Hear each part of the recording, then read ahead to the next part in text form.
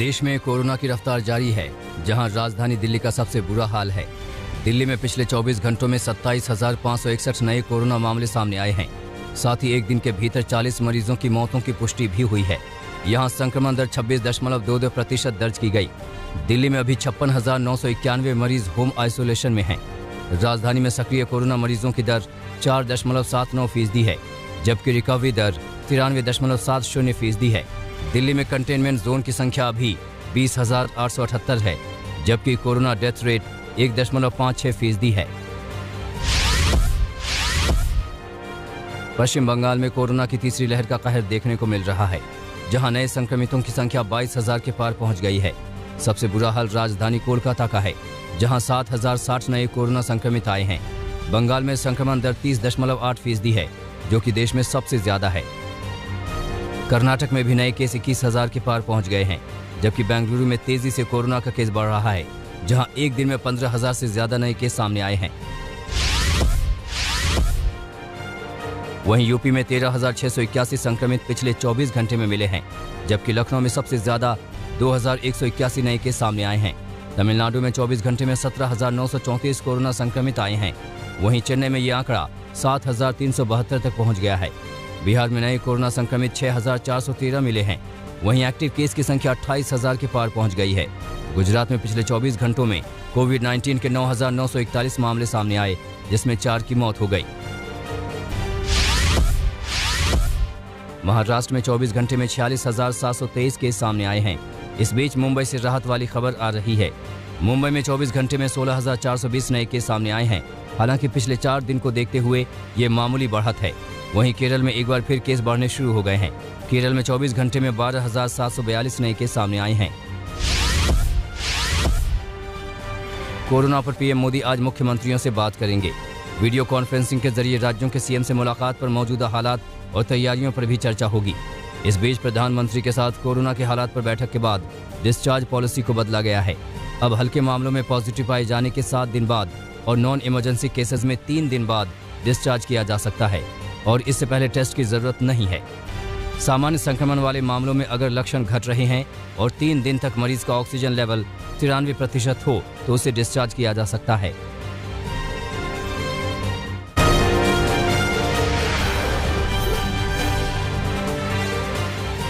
UP के सहारनपुर में police ने गैंगस्टर एक्ट में वांटेड 3 आरोपियों को गिरफ्तार किया है। मामला कोतवाली देहात क्षेत्र का है। पुलिस के मुताबिक तीनों आरोपियों पर गोकशी का केस है। इसके अलावा तीनों आरोपियों पर पहले से कई आपराधिक केस दर्ज हैं। पुलिस आगे की कार्रवाई में जुट गई है। कर्नाटक के मैंगलुरु में सीसीटीवी में एक भयानक तस्वीर कैद हुई। तस्वीरें देखिए।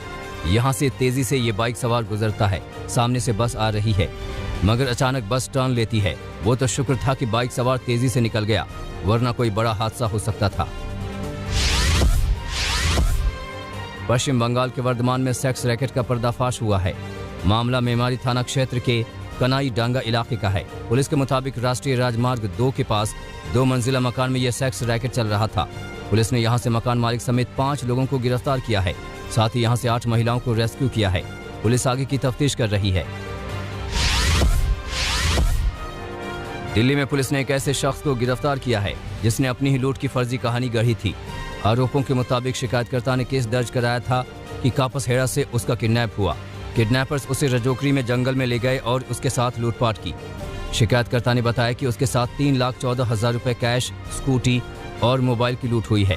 पुलिस ने शिकायत के आधार पर तफ्तीश की तो मालूम चला कि सट्टेबाजी में लाखों रुपए हार चुका था और देनदारों से बचने के लिए उसने ये ट्रिक अपनाई थी। मगर पुलिस ने सच का खुलासा कर दिया और आरोपी को गिरफ्तार कर जेल भेज दिया। मध्य प्रदेश के सागर में पीडब्ल्यूडी मंत्री गोपाल भार्गव के बंगले के पास चोरों ने जमकर उत्पात मचाया। चोरों ने बंगले के पास की 9 दुकानों के ताले तोड़े और लाखों का सामान लेकर चंपत हो गए। इस चोरी के बाद हड़कंप मचा और गढ़कोटा थाना क्षेत्र के 4 पुलिसकर्मियों को सस्पेंड कर दिया गया है। पुलिसकर्मियों पर गश्त में लापरवाही का आरोप लगाया गया है।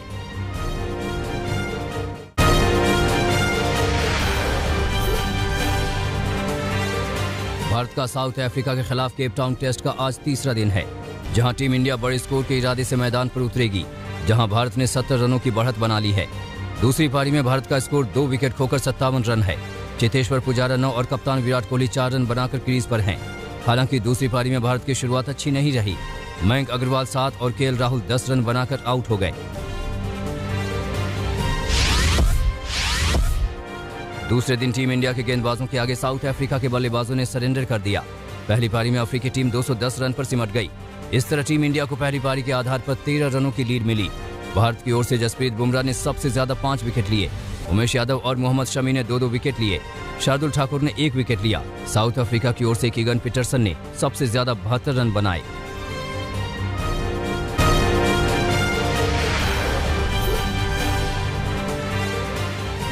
वरिष्ठ रॉकेट वैज्ञानिक एस सोमनाथ को इसरो का अगला प्रमुख नियुक्त किया गया है। सोमनाथ फिलहाल विक्रम साराभाई अंतरिक्ष केंद्र के निदेशक हैं। उनकी नियुक्ति 3 साल के लिए की गई है। सोमनाथ के सिवन की जगह लेंगे। के सिवन का कार्यकाल 14 जनवरी को समाप्त होने जा रहा है। पूर्वी लद्दाख से सटी एलएसी पर चल रहे विवाद के बीच थल सेना प्रमुख जनरल एम नरवणे ने साफ कर दिया है कि अगर चीन ने युद्ध थोपने की कोशिश की तो भारत की जीत होगी। थल सेना प्रमुख ने कहा है कि भले ही चीन के साथ वार्ता चल रही है और कई जगहों पर विवाद खत्म हो गया है, लेकिन एलएसी पर खतरा बरकरार है।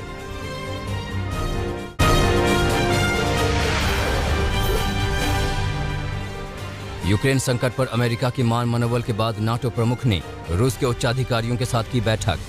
ब्रसेल्स स्थित नाटो मुख्यालय में 3 घंटे चली बैठक में रूस ने यूक्रेन के क्रीमियन प्रायद्वीप का मुद्दा उठाया।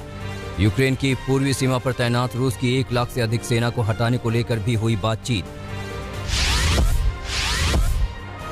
लॉकडाउन में पार्टी करने का खुलासा होने पर ब्रिटेन के पीएम ने मांगी माफी।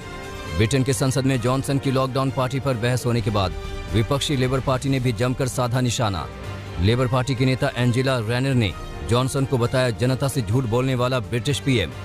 ब्रिटिश पीएम जॉनसन ने पहले लॉकडाउन के दौरान सरकारी आवास पर की थी दोस्तों संघ पार्टी।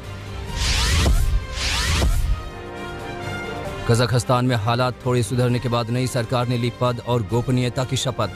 राष्ट्रपति तोकायेव के नामांकन के बाद अली खान मैलोव को बनाया गया प्रधानमंत्री। पीएम ने आर्थिक बदहाली को दुरुस्त करने का जनता को दिया भरोसा।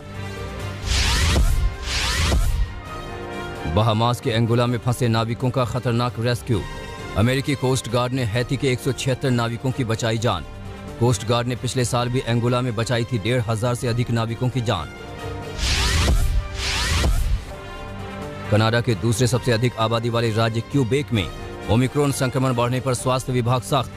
वैक्सीन न लेने वालों से जुर्माना वसूलने की दी चेतावनी। वैक्सीन न लेने वालों को कोरोना होने पर लिया जाएगा $79।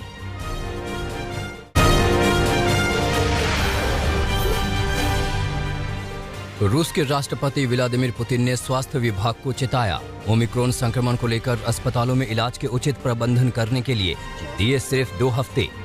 रूस में कोरोना से मरने वालों की संख्या 3,17,000 के आंकड़े के पार पहुंची। महज 24 घंटे में दर्ज किए गए हैं 17,500 से ज्यादा नए मामले। चीन में होने जा रहे विंटर ओलंपिक पर ओमिक्रॉन का साया। देश में कोरोना के 166 नए मामले दर्ज हुए। नए मामलों में ओमिक्रॉन संक्रमित भी शामिल। बीजिंग में ओलंपिक खेल गांव को कोरोना से बचाने की बढ़ी चुनौती। ऑस्ट्रेलिया के न्यू साउथ वेल्स राज्य में पहली बार एक ही दिन में कोरोना से हुई 21 मौतों ने बढ़ाई चिंता। न्यू साउथ वेल्स में 24 घंटे में 34,700 नए केस। हालात बिगड़ने पर 2,000 मरीज अस्पताल में भर्ती। राज्य के प्रीमियर ने कोरोना ऐप पर कोरोना जांच की रिपोर्ट अपलोड न करने वाले लोगों पर लगाया $721 अमेरिकी का जुर्माना। इंडोनेशिया में ओमिक्रॉन संक्रमण की चुनौतियों से निपटने के लिए बूस्टर डोज लगाने की शुरुआत। 6 महीने पहले कोरोना की दूसरी डोज ले चुके 2 करोड़ 10 लाख लोगों को लगाई जा रही बूस्टर डोज। देश में अब तक 11 करोड़ से अधिक लोगों को लग चुकी है कोरोना वैक्सीन की दोनों डोज। इस साल 27 मार्च को किया जाएगा 94वें एकेडमी अवार्ड यानी ऑस्कर अवार्ड समारोह का आयोजन।